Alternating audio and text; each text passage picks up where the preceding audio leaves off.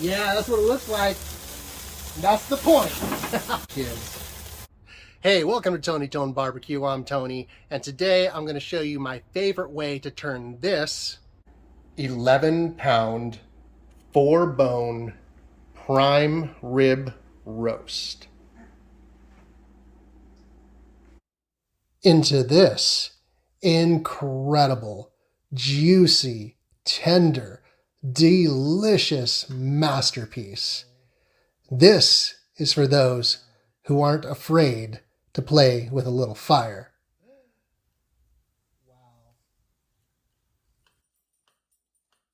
This is the reverse fire seared prime rib. Hope you enjoy. Here we go.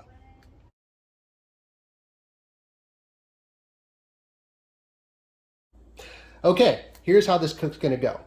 We're going to start off by slow roasting this roast at a low temperature at about 225 degrees until the internal temperature reaches, my goal, 125 degrees.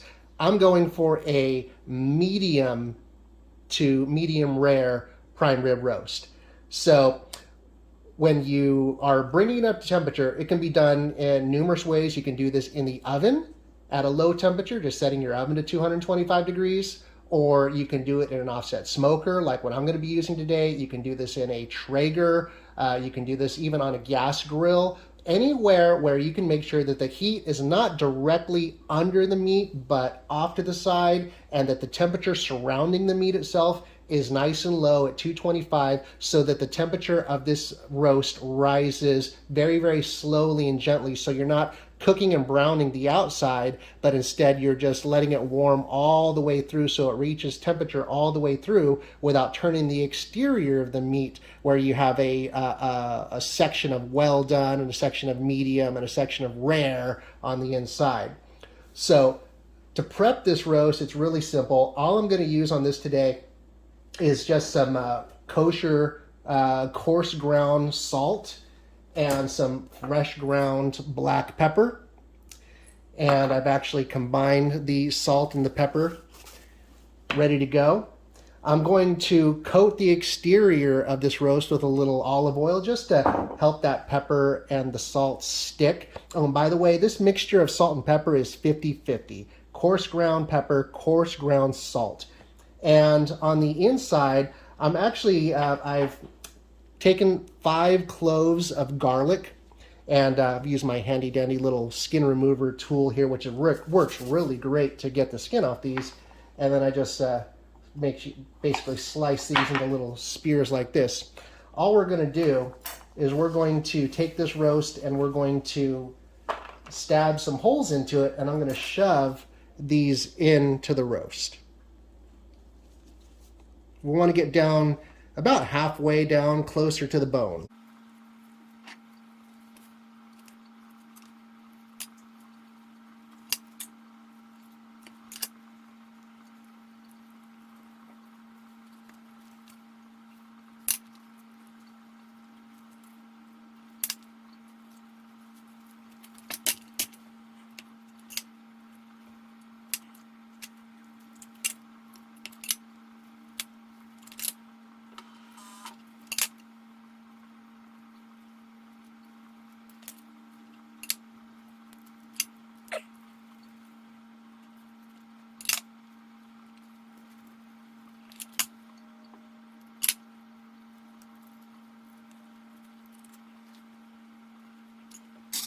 Okay, I've got the garlic inserted in multiple places inside the roast.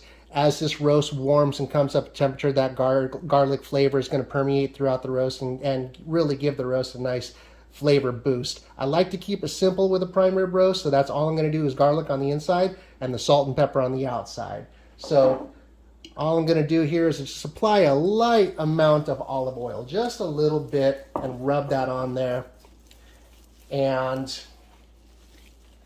I'm going to go ahead and get the backside too. This roast I did have cradled, so you can see the strings there holding the roast in place. So the roast has been separated from the bones.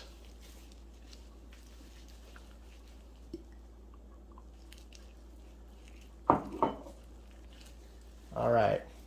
I'm going to go ahead and start applying the salt and pepper to the bone side, because when this goes into the oven or on the grill, however you're cooking it, the bone side is going to be down.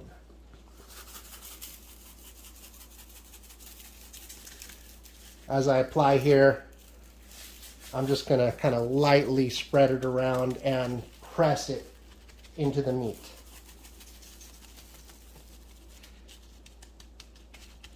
It's a nice big chunk of meat, so you can go with a lot of salt and pepper.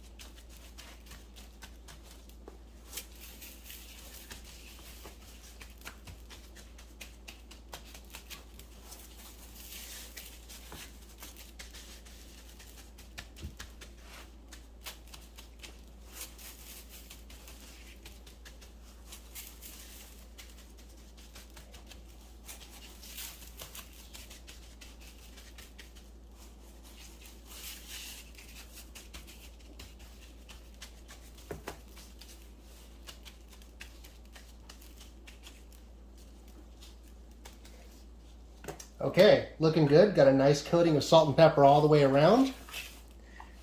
And now we're just going to let this sit here on the counter and hopefully warm up to room temperature before we get it into your oven, onto your grill, whatever you're using. It's going into my offset smoker today.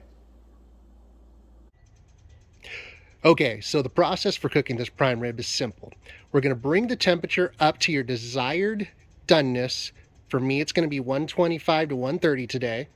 And we're going to do that really, really slowly. And you can do that in the cooking tool of your choice. That can be your oven. It can be your kettle. It could be your pellet smoker. It can be your offset stick burner like what I'm using here today. It can also even be your gas grill. As long as you can maintain a low temperature of 225 degrees for the entire time that it's in there without the heat being directly under the meat. The heat has to come offset from the side, or just as long as it's not underneath the meat. My preference is to use my offset smoker for this, because not only am I going to bring the temperature of the meat up nice and slowly, but I'm also going to infuse the exterior of the meat and let it seep into the inside of the meat some of that really delicious flavor that I'm going to get by using the wood of my choice. And for beef, it's usually mesquite. So I'm actually going to be starting a fire here on my offset smoker using a chimney full of just regular lump coal. And once I get that fire burning nice and hot, I'm going to go ahead and add some splits of mesquite. This is the standard mesquite that I pick up at Home Depot, and just cut it down to size for my offset smoker. So if you need some help and tips on how to run the temperature on your offset smoker and using wood, check out my channel. Make sure to subscribe, and I go into a lot of detail about how to do that. And there's even more to come, so make sure you subscribe. So I'm going to get this smoker up and running and nice and hot while my roast is inside, just coming up to room temperature, waiting to go on here. So the most important part is going to be the second part of the cook, which is going to be fire searing your roast over an open flame. That's going to give the exterior a beautiful color, a nice firm crust on it, and it's going to just give it an amazing flavor from that fire. And we're actually going to do this over an open flame. So what you're going to need for this is you're going to need some type of open flame. You can do this on something like a kettle grill. You can do it on like a tabletop model, like I've got my little tabletop Weber kettle here, my tabletop char griller. For the roast that I'm doing today, I'm going to need to do it on something bigger because a 4-bone 11-pound prime rib is kind of big for that little guy there, and kind of difficult to toss around when on something that's got a lid like that one does there. Now you can even do this over a gas grill. As long as you have a sear station, you can get the fire nice and hot, and what's going to happen is when you sear it, all the fat and everything is going to be dripping off into the fire and creating even more flame. So watch to the end. I'm going to show you exactly how to do that. So what I'm going to do today, though, is I kind of set up my smoker in a special way. I am going to be running my fire in this side firebox over here, but inside here, I went ahead and pre-prepped this one with a pile of lump coal with a little wadded up paper underneath it, so that what's going to happen is while this roast is cooking, it's going to be dripping a little bit of fat and juices into that lump coal and into that paper. Also, that lump coal is going to be coming up to a really hot temperature. It's going to be sitting in there, and so that lump coal is going to be about 225 degrees. So when the roast reaches its temperature, all I'm going to do is I'm going to remove the roast and set it off to the side and let it rest for about 15 minutes.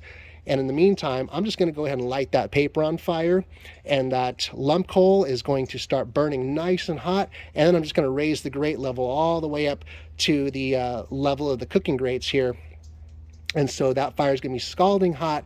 And then I'm going to put the this grate back in place here, and I'm going to drop that roast right down on top of that grate, and I'm going to roll it over that fire, making sure that the fire gets on all sides of this roast. Oh, by the way, about that cradle. Now, if you notice, there's twine holding that in place. So I'm going to show you how to deal with that. It's going to be really incredible. So you're not running the risk of lighting that twine on fire and then your whole roast just coming apart. So a little something special I do at the end.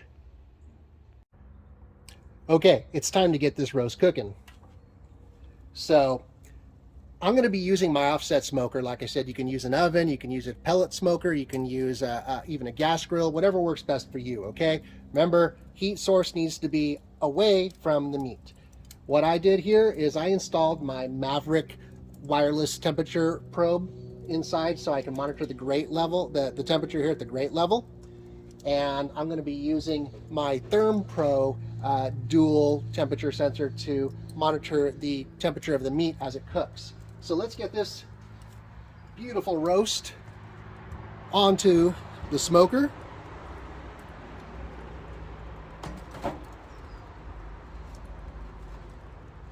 Now you notice there's one end that's slightly fatter than the other. I'm going to put that side towards the fire so that the bulk of the meat's going to be a little bit closer to the heat source. And depending on how it cooks, I might rotate this a little bit during the cooking process. I want to make sure that it's reaching internal temperature very evenly throughout. So to start, I'm just going to set it like this. I may or may not move it. So I'm going to go ahead and insert the probes. Now I want to get kind of close to the bone, but I don't want to touch the bone. So this is about as deep as I want to go. So that's why I'm sticking my fingers right there. And I'm just going to insert this into the fat part of the roast right down into there. And I'm going to put the other one, again, I want it to come to about right there. So I'm just going to go right over here like this. There we go. That's it. The roast is now ready to start cooking. Lid down. Okay, so really quick, we're starting off both probes showing really close to 50 degrees. One's at 49, the other one's at 48. It is noon. Okay, it's 2:30, so I thought I'd give you a what looks like to be about the halfway point update. The roast is doing what I expected it to do. I figured that it's going to take about 25 minutes a pound to reach the desired temperature that I'm looking for. So you can plan on that, about 25 to 30 minutes a pound. So this 11-pound roast should take about 5.5 hours. And here's where we are right now. One probe is reading 92, the other probe is reading 88. And I'll show you where those probes are. There's the roast. It's looking beautiful. So this is the probe that's reading 92 in the thinner area of the roast, and this is the probe that's reading 88, 4 degrees lower. That is a lot like what I expected. So now I am going to go ahead and rotate this a little bit so that some of the heat from this area here is hitting this half of the roast directly. So I'm just going to do this carefully here without disturbing the probes. Get underneath there. This thing's heavy. There we go. There. Now, with the heat flowing directly from the firebox and rolling over the roast this way, I'm hoping that it'll start bringing the temperature of this portion of the roast up a little quicker. So this cook is going along really nicely, and I'm happy with what I'm seeing here so far. Here's a quick shot of my cool little fire burning here that's producing that temperature that I'm holding of about 225. Just a nice little tiny pile of wood that's burning fully, creating great flavor. Yeah, it's only showing 199 right now because I had that lid open, but now that lid is closed, it's going to climb quickly right back up to about 225. See? There it goes. Looking good. Okay, it's 4 o'clock now, and we're getting close. Remember how back at 2:30 I said that that 4-degree difference, I wanted to rotate and try to bridge that gap? Well, look at that. Hour and a half later, probe number 1 in the thinner part is at 120, and probe number 2 in the thicker part is at 119. I'm figuring that about another half hour, they're both going to be really close to 125. Okay, we're at 125 and 127. I'm happy with that, all right? Let's have a look. You want to see what we got going on here? Let's just check this out. Here we go, here we go, here we go. Oh, damn. Yeah. Yep. Man. That is a nice looking roast. Oh my gosh. Look at the juice coming up out of it right there, right there. And right there. Yeah, okay. So what we're going to do right now is we're going to go ahead and move this over off the grill, and we're going to just let that rest for about 10 to 15 minutes, which is exactly the amount of time that it's going to take to get that lump coal that's down below lit and burning really nice and hot. And then we're going to flame this bad boy. We're going to flame this thing so nice, it's going to light up. It's going to be awesome. Check this out. Here we go. All right, let's go ahead and remove the probes. We don't need these bad boys anymore. Okay. And this roast, I'm going to take off the grill.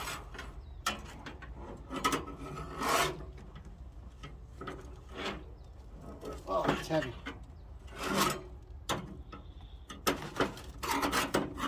Come on, there we go.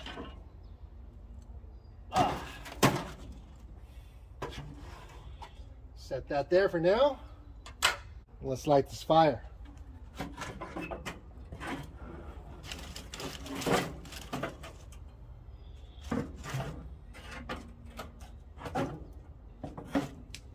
Don't need this anymore.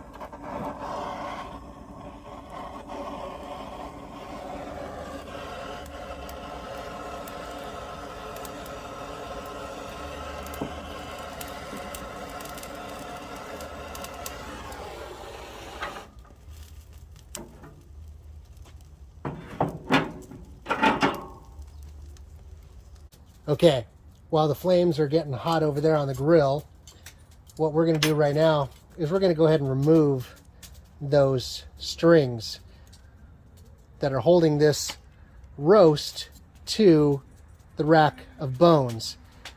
We're taking these strings off because this thing's going to light up on fire. It's going to be a big ball of freaking awesome flames. If I don't take this off, these strings are going to burn and the roast is just going to come off the rack of ribs regardless. I'm going to remove this and I'm going to separate the roast from the bones. And that way I can sear over the flames all sides of this roast, including between where the bones and the roast meet. And then I'm going to take those bones, I'm going to sear those later too. That's going to be my snack. We're not going to serve that with dinner. That's going to be something I'm going to be coming back for tomorrow. I love me some Thanksgiving, some next day leftovers. Yeah, okay, so Thanksgiving. I'm doing this right now on Thanksgiving. I wanted to do a roast for Thanksgiving instead of turkey. So that's what I got going on, all right? Full disclosure. So I'm going to take this rack of ribs off there. Try not to get too handsy with this, but look at that. There we go. Separate that. Nice. Hopefully you can see all that. That looks beautiful inside there. All this is going to get fire seared as soon as that fire's ready to go.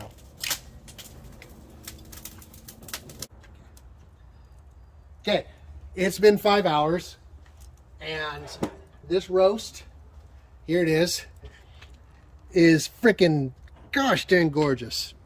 Now it's time to have some fun, which is extra fun because I've been hanging out with Jack for the last 5 hours. So what we're going to do, we got the fire ready to go, and we're going to take this bad boy. I've already removed it from the rack of ribs, so this is meat only, and I'm going to put this right on top of this fire. And I'm going to try not to light myself on fire. There we go. Instant flame up. Now the rack of ribs, I'm going to take this, I'm going to stick this right over here. I'm going to let this flame up for just a few seconds. I'm going to roll it over and get it off the flame. And I'm going to play this little game of on and off. There we go. Already we're seeing some color develop. This was red right before I threw it on there. And I'm going to let that blacken up a little bit. I'm going to be careful with that flame, a little on and off, because I don't want it to develop a burnt taste. I want this flame to really bring the flavor of this roast out. What we got right now is we got fat that's rendered from the top and it's dripping down below.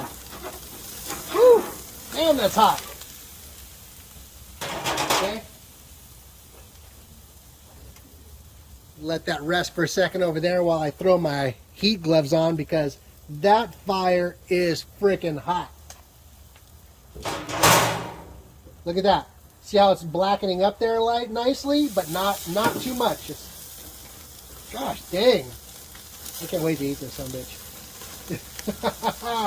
That's going to be good. Woo-wee. Get that off there. There we go. Ribs. I get that tomorrow, okay? I'm sorry. I'm not giving this to everybody that's here tonight. This is mine. I might even save that till Sunday. Throw it in the oven and reheat it for game day. Okay, there we go. Flame up. That's what I'm talking about. Nice, huh? Oh, yeah. All right.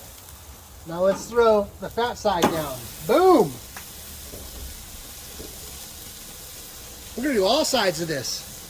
It's like a blowtorch. Oh, yeah. What's happening here is all the fat, it actually just dripped off of this spatula here. All this fat is just dripping into the fire. and it's rendering and liquefying and just coming off this thing. Oh yeah. That's probably 1200 degrees here hitting me right now. It's hot. Really, really hot.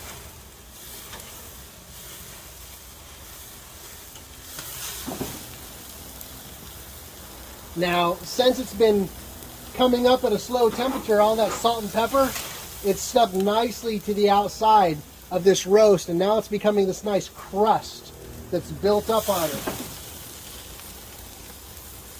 And if at any point in time this thing gets out of control and this fire starts getting too hot, I can always just take it off and put it on my baking sheet over here where it's safe.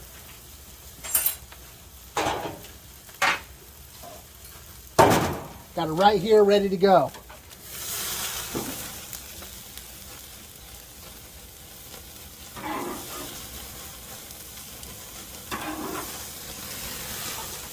The only thing I want to remember is I want to be careful not to let it char up too much. So far, this is looking really, really good.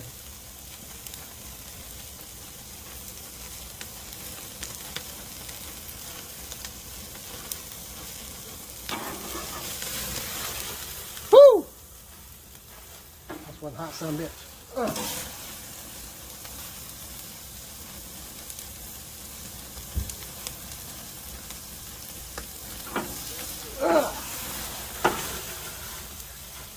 That is hot.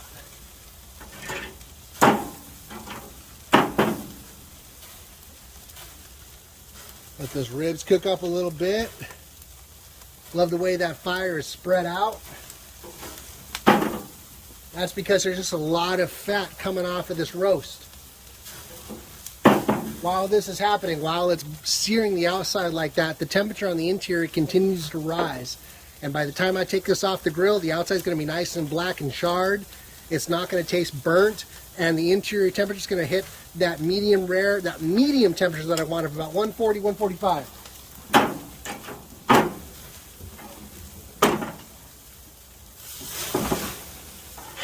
Check out those ribs. Look at that. This was the side that was attached to the meat.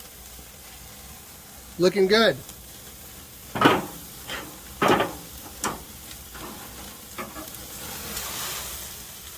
Yeah. Let's flip it up on the side over here.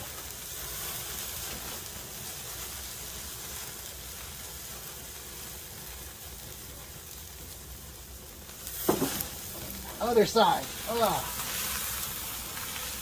Definitely need some good heat gloves for this. Because this is hot. Oh my gosh. Ugh.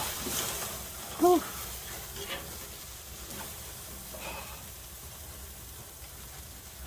Let that calm down a second.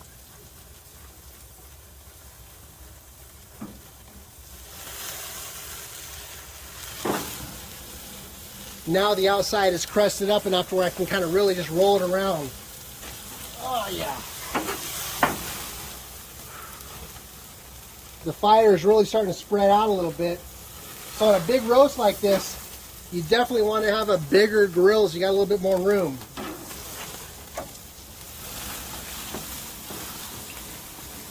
And it's time to get it off of there, because it's getting a little crazy. And that's what I'm talking about. Right there. There it is.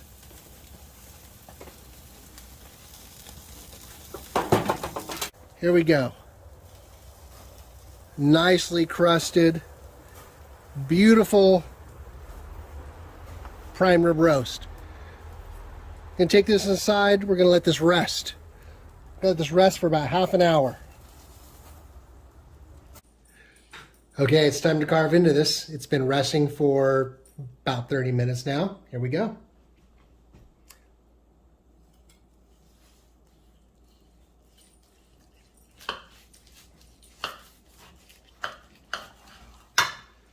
Oh my freaking God. Look at that.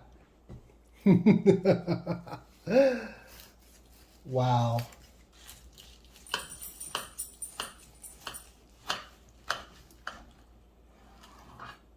Oh my gosh. You seen this?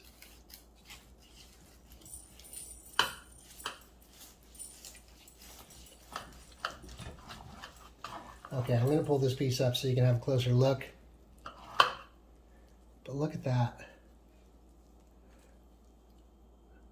Oh my gosh. That is a gorgeous piece of meat right there. That is my absolute favorite way to do a prime rib roast. The most amazing flavor being produced by slow cooking it at a low temperature and then searing it over that open flame. You can do it over a gas grill, that's fine. But if you can do it over charcoal, that's even better. Let's have a little taste here.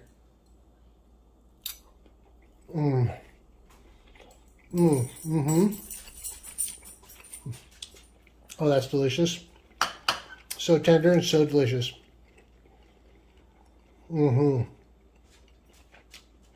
That's how you do it, okay? So, remember, this is a simple process. You bring it up to your desired temperature. My target was 225 degrees. I'm sorry, my target was 125 degrees. That was Jack talking. 125, slowly, by cooking it at 225 degrees, in this case, about 4.5 hours, and then I just rolled it over an open flame for about 5 minutes until the outside was nice and blackened, and then you set it and you let it rest for about 20 to 30 minutes so the juices can redistribute, and you end up with the most perfect, most amazing flavored prime rib roast you've ever had in your life. Thank you for watching. I hope you found this video helpful, and man, enjoy. Make sure to subscribe, okay? Because I got more coming. Let me know if you have any questions. Throw it in the comment section. Check the description for links to different things that I use. And hey, have fun barbecuing. Take care. All right, first bite. Here we go. Look at that.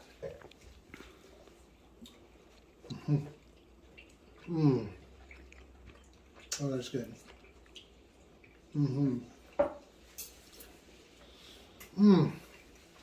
Okay. Perfect. Thank you so much for watching.